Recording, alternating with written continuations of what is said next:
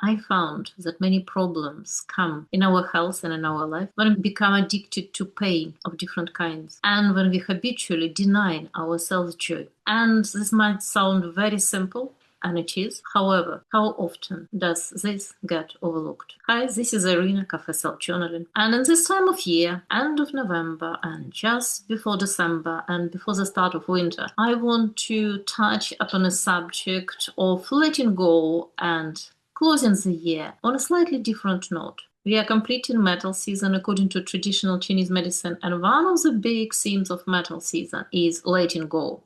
Letting go as a principle, letting go as caring about our lung-lead intestine meridian, letting go in a very different shape and form.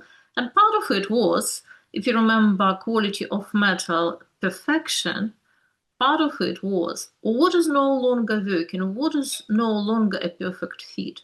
Now, let's compare this with theme of the water element, which is winter. And we are about to enter this long period of water element. A water element is a lot about our essence. It is about what is the most important, what is worth keeping through the years, during the course of our entire life. Something that we figured out this year and something that we figured out over the years, but maybe forgotten. So consider both transition from metal to water, or what it is in this year, reflecting back, that was worth keeping, which can add to our collection of already found things which work for us in health and in life, and what it is that worth living in this year. And I would like today to focus on two polar opposites, the pain and the joy.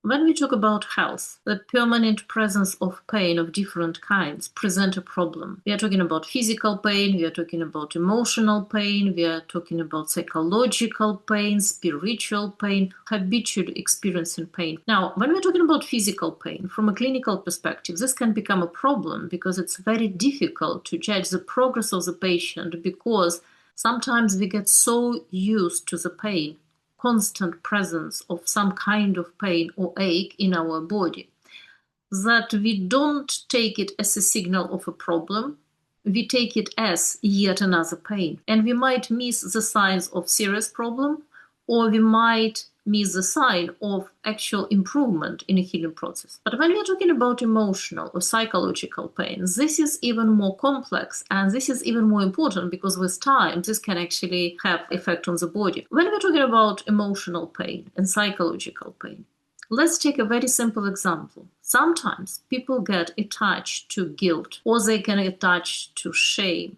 They can attach to internal conflict, or they can attach to them being not enough or not corresponding to their own standards. But this becomes this pain, which is constant. And then it almost like we need to experience this pain. We have to have it in our life. The question here is how constructive this is. We might be totally right, spiritually, from moral standpoint, but how constructive it is. And the good question to ask, journaling-wise, what is not happening while we indulge into this pain, into guilt, into shame, keeping internal conflicts, turning our eyes away from existing conflict, so we're not facing the conflict, we're pretending there is no conflict, conflict is there, it is affecting us, we feel the pain, but we are not even naming the conflict, or we don't want to do anything to resolve this conflict, or we are not willing to ask for advice in order to actually resolve the conflict, because not necessarily we can resolve any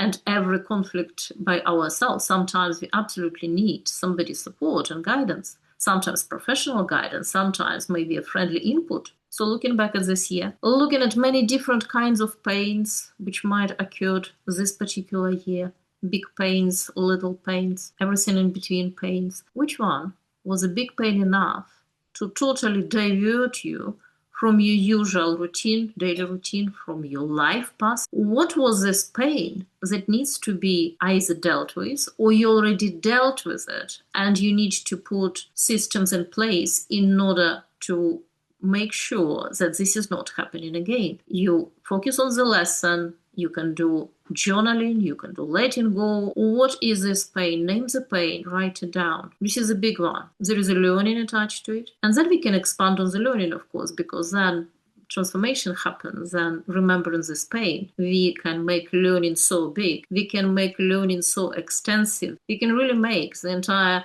mind map around the lesson coming from this pain rather than pain itself. So next time in our memories, we're coming back to this pain which occurred in this particular year, the big one, the one that affected us badly. Not necessarily this was something dramatic. It could have been just a very long period of time when something very unpleasant was happening, or something that you didn't have any control over, or there was a decision that wasn't being made for a very long time by somebody else, and you depending on these decisions. This happens. Next time we come to this memory, in our mind we will have this fork in the road. We will remember the original pain, but straight away we will remember the lessons. And if we make this lesson bigger, if we intentionally make it bigger, if we make it really count, if we attach gratitude to it, deep understanding and self-awareness, then this will be a total transformation. It's not necessary to forget something, but it's absolutely necessary to transform it into something which will not stay in our energy field, in our memories, as some kind of entangled and unresolved life experience, like a cluster of energy, which is painful every time you touch it. And now for the joy. What was the one most important, radiant and sunny joy which happens this year? What did you get to experience? What it is that you really want to repeat or cherish in your memory if it's not something to repeat? How can we make it bigger? How can we make it count? How can we make sure that this particular memory is really respected, is really valued? It really warms our soul every time we come back to it. So, journaling in a season of transition from metal to water elements, from quality and perfection, and letting go of what is no longer needed of metal, to the very essence and a good basic structure of water element. What was the pain? What was the joy? And how can we take lessons from the pain, and how we can take joy, remembered well, into our future? Good luck with your journaling. Any questions, please ask me. This is a wonderful, wonderful time, just before December and before New Year resolutions, to focus on this thing, because very often we forget. When we look at our New Year resolutions, if you keep a list, you can see what came into being, what didn't, but very rarely we actually take concrete lessons and concrete joys and make them count over the years, like a saving account of good memories. And lesson learned, even coming from pain, could also be a gift, especially if you worked on it, if you resolved the situation, we integrated the lessons, and we counterbalanced it with joy.